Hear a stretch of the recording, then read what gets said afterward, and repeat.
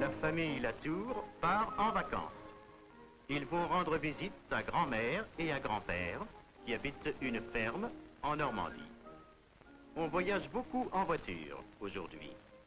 Les routes sont bonnes, mais dans les villages, il y a quelquefois des rues étroites. Les villages et les villes se succèdent le long de la route nationale.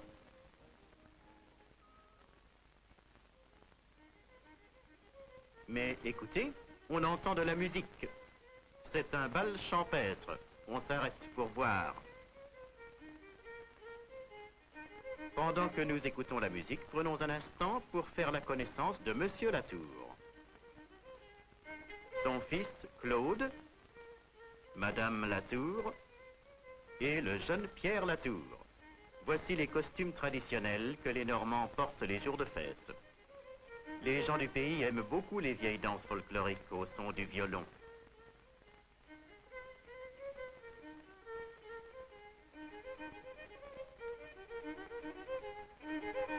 Claude se joint aux danseurs. Il danse avec une des jolies Normandes. Mais le temps passe vite, il faut repartir. Bientôt, ils arrivent à la côte. Tout le long de la côte se trouvent de petits ports de pêche, avec des bateaux et des pêcheurs, comme ce jeune pêcheur normand. Aujourd'hui, la pêche est bonne. La plupart de ces poissons seront vendus dans les marchés à l'intérieur du pays. On en mangera aussi dans les restaurants de Paris. Mais d'abord, les pêcheurs doivent sortir les poissons du panier. Les Normands sont depuis longtemps des hommes de la mer. Ces hommes sont les descendants des anciens Vikings. Mais en route pour la ferme. Dans cette région fertile, il y a beaucoup de fermes. Il y a des villages aussi. Les fermiers cultivent des légumes de toutes sortes. Comme presque partout en France, les routes sont bonnes. Celle-ci est bordée d'arbres. Mais voici la ferme des grands-parents. La maison est très vieille. La famille Latour habite ici depuis plusieurs générations. Grand-père Latour et grand-mère sont heureux de voir venir leurs enfants. Et enfin, la voiture s'arrête. À la porte de la ferme, tout le monde descend de voiture. On s'embrasse sur les deux joues.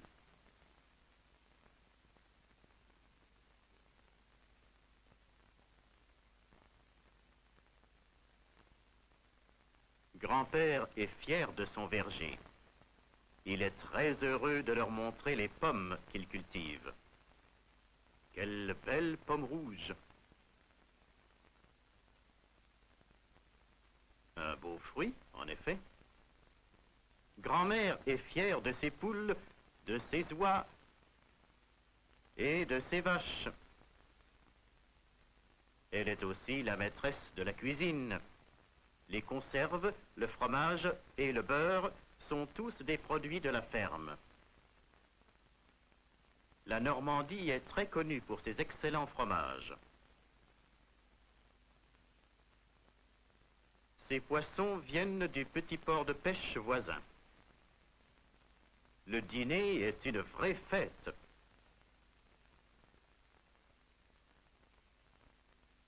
Voici l'oncle Jacques, qui est officier de marine.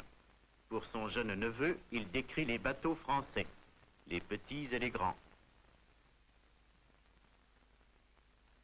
Ces bateaux transportent les produits français dans tous les coins du monde, comme ces tapisseries, par exemple,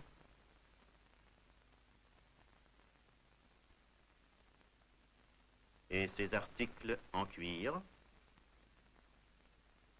Il y a aussi des bijoux, des parfums et naturellement les vins français qui sont connus dans le monde entier.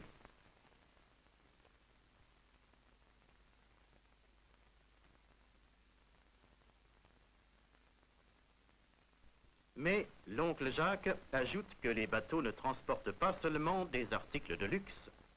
Pierre est étonné d'apprendre bonne voiture.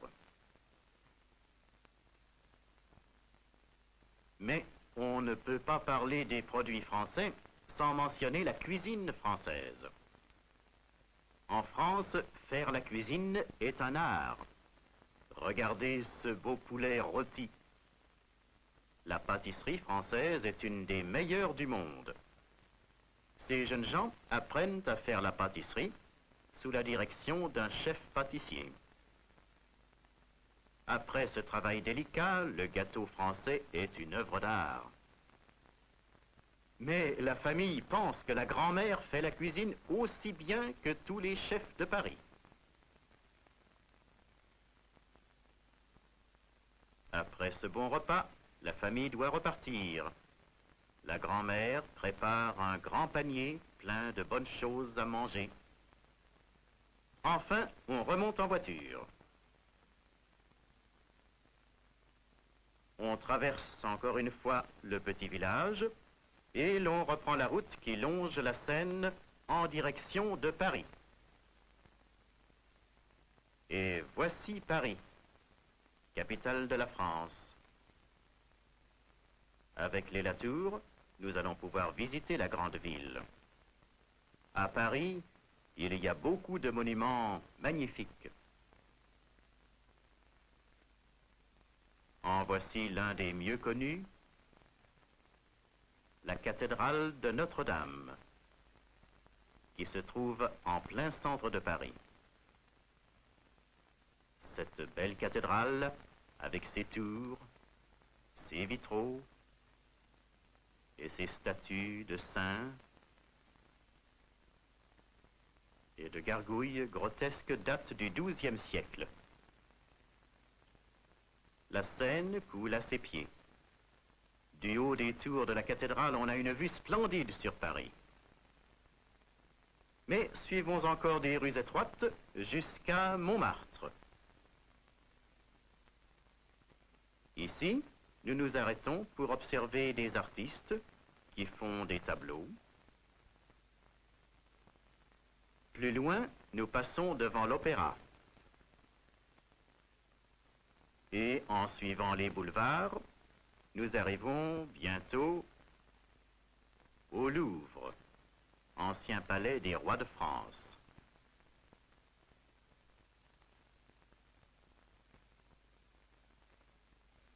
Un peu plus loin, la place de la Concorde est une des plus grandes places du monde.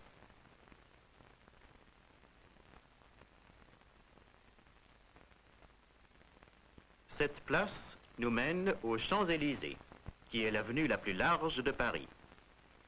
De chaque côté des Champs-Élysées se trouvent de larges trottoirs, de beaux magasins et des cafés avec des terrasses sur les trottoirs où l'on peut se reposer en regardant passer la foule. Au bout des Champs-Élysées se trouve l'Arc de Triomphe, qui commémore les victoires de Napoléon. Et c'est ici, au cœur de la capitale, que nous disons au revoir à Paris.